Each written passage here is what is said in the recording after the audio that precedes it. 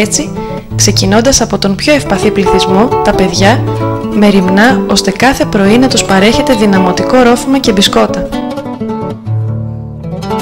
Από τις 6:30 το πρωί, άπειρα παιδάκια βρίσκονται ήδη στη σειρά και περιμένουν υπομονετικά να ανοίξουν οι πόρτες του σπιτιού και ένα-ένα, με απόλυτη τάξη, να λάβουν το πρωινό τους, ζεστό γάλα με μπισκότα.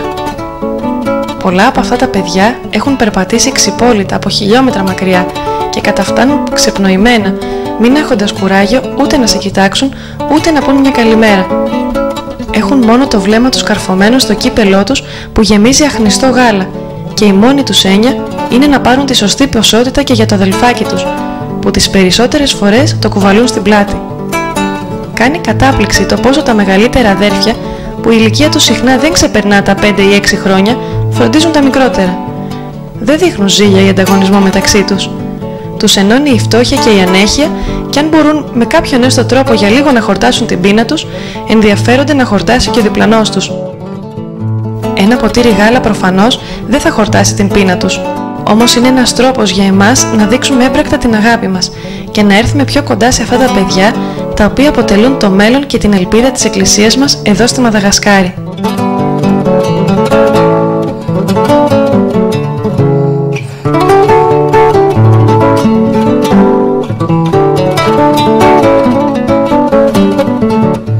Τα μουτράκια τους είναι βρώμικα, άπλυτα συχνά πληγιασμένα και τα ματάκια τους που σε κοιτάνε βαθιά είναι πονεμένα αλλά καθαρά.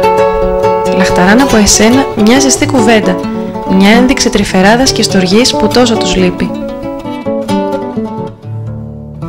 Κύριο μέλημα βεβαίως της Ορθοδόξου Εκκλησίας στον τόπο αποτελεί και κατά το δυνατόν ενίσχυση των απόρων οικογενειών. Μετά από πολύ προσεκτική συγκέντρωση των στοιχείων των απόρων, μέχρι σήμερα η Επισκοπή τροφοδοτεί 950 περίπου οικογένειες, αριθμός που αυξάνει διαρκώς, μιας και καθημερινά προστρέχουν εδώ φτωχοί και ανήμποροι, ζητώντας και παρακαλώντας εναγωνίως να καταγραφούν στη λίστα του εβδομαδιαίου συσιτίου. Έτσι λοιπόν, οι φτωχές γριούλες, οι ανήμποροι παππούδες, αλλά και η πολύτεκνη μικρομάνα, με αίσθημα ευγνωμοσύνης και ανακούφισης, θα λάβουν στη χιλιομπαλωμένη σακούλα τους 1 κιλό ρύζι και φασόλια, λάδι, αλεύρι, ζάχαρη και σαπούνι. Μια βοήθεια μες την εβδομάδα, μέχρι την επόμενη Δευτέρα, που με ανεξάντλητη υπομονή θα περιμένουν και πάλι στη σειρά, οι περισσότεροι από τις 3 η ώρα τα ξημερώματα, για να ξαναπάρουν την ποσότητα των αγαθών που τους αναλογεί. Φυσικά για τους απόρους υπάρχει μέριμνα ώστε να πληρωθεί το ενίκιο του σπιτιού τους και να μην αναγκάζονται οι παρατημένες μητέρες ή τα μικρά παιδιά να δουλεύουν σκληρά όλη τη διάρκεια της ημέρας. Το έργο της αγάπης όμως και της φιλανθρωπίας δεν περιορίζεται σε αυτά. Υπάρχει μέριμνα για τις εγκαταλελειμμένες από τις οικογένειες γριούλες, που οι περιπτώσεις τους δεν είναι σπάνιες. Βρίσκουν λοιπόν τη ζεστασιά και την αγάπη που δεν συνάντησαν στη ζωή τους στο γυροκομείο που βρίσκεται μέσα στα όρια της Επισκοπής. Οι γερόντισσες αυτές γίνονται δέκτες της αμέριστης φροντίδας από ανθρώπους της Επισκοπής, μιας και η Ιεραποστολή έχει αναλάβει πλήρως τη διατροφή και την κάλυψη των καθημερινών τους αναγκών, αλλά και την ιατροφαρμακευτική τους περίθαλψη. Και αν ακόμα χρειαστεί νοσοκομιακή νοσηλεία, καλύπτεται αποκλειστικά δωρεάν στην κλινική του Ιεραποστολικού Κέντρου.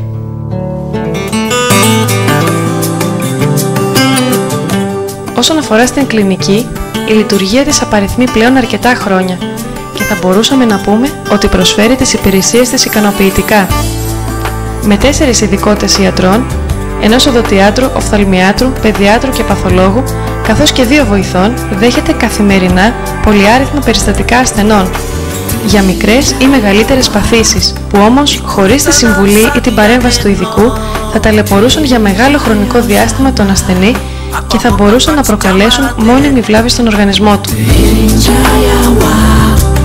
Μέσα στα πλαίσια του φιλανθρωπικού έργου της Ιεράς Επισκοπής Μαδαγασκάρης είναι και η ανάπτυξη σχολείων, μιας και ο λαός αυτός χαρακτηρίζεται από μεγάλη έλλειψη μορφώσεως και καλλιέργειας.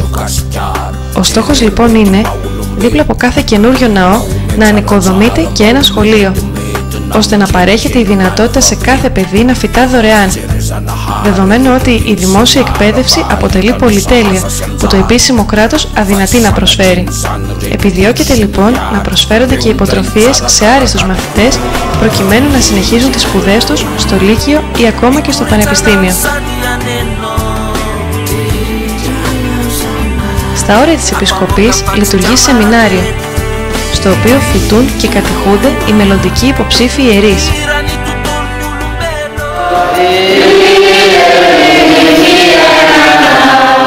Η διάρκεια της φοιτήσεως είναι 2 χρόνια και οι σπουδαστές γίνονται μέτοχοι στην αλήθεια του Χριστού και στο φως του Ευαγγελίου. Κάποιοι από αυτούς αξιώνονται να λάβουν το βαθμό της ιεροσύνης και να ξεκινήσουν τη διακονία τους στο λαό του Θεού, πάντα με τις πατρικές νουθεσίες και την ευλογία του Επισκόπου.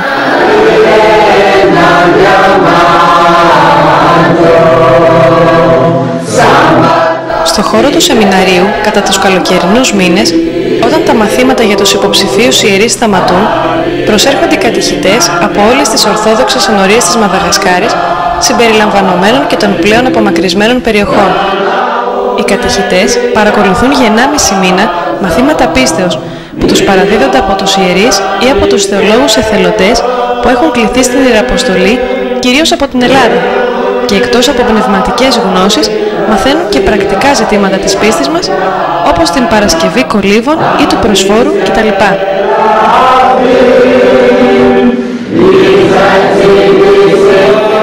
Φεύγοντας από το σεμινάριο, είναι αρκετά ικανοί να μεταδώσουν τα όσα έμαθαν ή άκουσαν πίσω στον τόπο τους και να γίνουν οι ίδιοι μεταλαμπαδευτές της Ορθοδοξίας.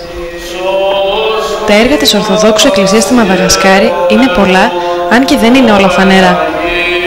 Το σκεπτικό του Επισκόπου, αλλά και των ανθρώπων που τον περιστοιχίζουν, είναι να αγαπάνε και να βοηθούν το φτωχό, υλικά και πνευματικά, με όποιο μέσο μπορούν και κάθε θυσία.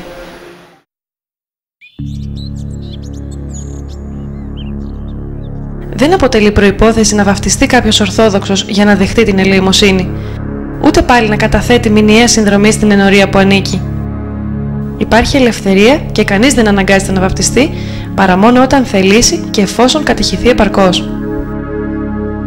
Τότε μόνο και με την ευλογία του Θεοφιλοστάτου Επισκόπου κ. Ιγνατίου προσχωρεί με το μυστήριο του βαπτίσματος στην Ορθόδοξη πίστη. Δεν ξαφνιάζει βέβαια το γεγονός ότι σε διάσπαρτα μέρη σε ολόκληρη τη Μαδαγασκάρη υπάρχουν ιεροί ναοί, ζωντανές ενορίες με δικό τους ιερέα και επίμνιο. Στις περισσότερες μάλιστα λειτουργούν χοροδίες ψαλτών και το κατηχητικό έργο αυξάνει τον αριθμό των πιστών διαρκώς. Είναι εύλογο το συμπέρασμα ότι η Ορθόδοξη Ιεραποστολή στη Μαδαγασκάρη δείχνει ανιδιοτελή αγάπη και αφοσίωση μέσα από τη φιλανθρωπία και τη συμπαράσταση στις πολλές δυσκολίες που συναντούν οι άνθρωποι εδώ. Και αυτοί με τη σειρά τους αισθάνονται και εκτιμούν το δώρο αυτό που τους προσφέρεται. Συγκινούνται και ζητούν να μάθουν περισσότερα για την πίστη και την Ορθοδοξία. Μέσα λοιπόν από το φιλανθρωπικό έργο η Εκκλησία γίνεται γνωστή, επεκτείνεται και αποκτά διαρκώς καινούρια μέλη. Οι ιεροί ναοί χτίζονται διαρκώς, βαπτίσεις τελούνται σε πολλά χωριά και το σώμα της Εκκλησίας αυξάνει με τη χειροτονία νέων διακόνων, οι οποίοι στη συνέχεια θα διακονήσουν με ζήλο το πίμνιο του Χριστού.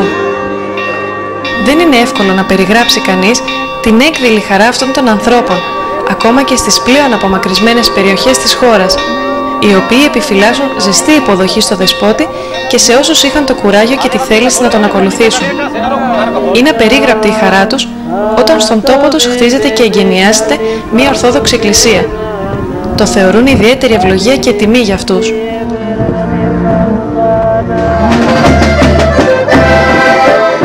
Μετά τον αγιασμό και τα θυρανίξια του ναού, ακολουθεί πραγματικό πανηγύρι, με ζωντανή ορχήστρα και παραδοσιακή μουσική, τραγούδι, χορό και φυσικά παιχνίδι και γεύμα. Ρύζι και κρέας προσφέρεται με πολύ αγάπη από την Εκκλησία σε όλους τους πιστούς.